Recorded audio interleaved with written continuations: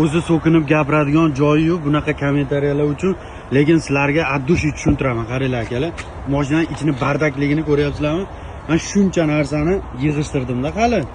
Qaranglar, mashinaning ichida mana bitta, ikkita, uchta, to'rtta pashti sumkani mashinaning ichidan yig'ishtirdim. Mana shu kichkina mashinaning ichiga shuncha narsa sig'ib ketdi, qaranglar. Yana shuncha narsa bor, ikkita, uchta sumka. Mana narsalarni o'zi mana ko'rpa to'shaklarda o'zi 1-2 sumka chiqadi.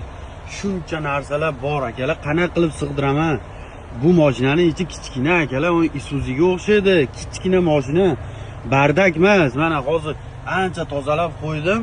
Hozir mana bu changlarni qaranglar, chang yo'q. Mana polni tozalab qo'yganman.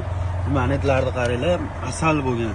Tozalab sekin qo'ldan kelgancha qilyapman, lekin shu to'g'ri kelgan narsani yozmanglar akalar. Men prosta sig'dirganim o'zi mana shu mashinaga buncha sumka narsalarni sig'dirib, yana o'zim ham sig'ganimga rahmat deylar. Bu narsalarda hali tugagan yo'q, qaranglar, yana 3 ta 4 ta sumka. Kim agar shu kommentariyaga negativ yozadigan bo'lsa, shuncha narsani beraman, qo'liga shu mashinani beraman. Qani akkuratni qilib bir taklab beringlar akalar. To'g'risi hamda men bilmadim nima deyishdi. Endi kayfiyatni buzmaylik akalar. O'zbekiston jahon chempionatiga chiqdik-ku.